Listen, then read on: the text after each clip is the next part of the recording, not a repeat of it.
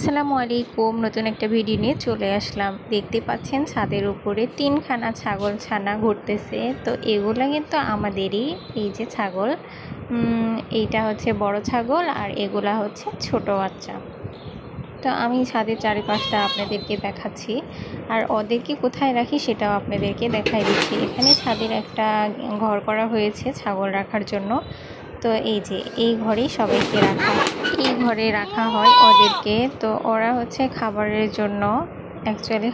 জন্য, ওরা আমার পিছে পিছে ঘুরে বেড়াচ্ছে। আমি তো ভিডিওর ফুটেজ নিচ্ছি। তো দেখেন ওরা সবাই আমার দিকে তাকায় আছে যে ওদেরকে কি খাওয়াবো। হ্যাঁ, ওদেরকে কি খাওয়াই সেটা সংক্রান্ত একটা ভিডিও অবশ্যই আপনাদের সাথে আমি শেয়ার করব। আপনাদের যারা এরকম ছোট ছোট ছাদ আছে বা ছাদে যারা থাকে, ছাদে কিন্তু অনায়াসে 1-2টা ছাগল আপনারা পালন করতে পারবেন, যেভাবে আমরা পালন করি।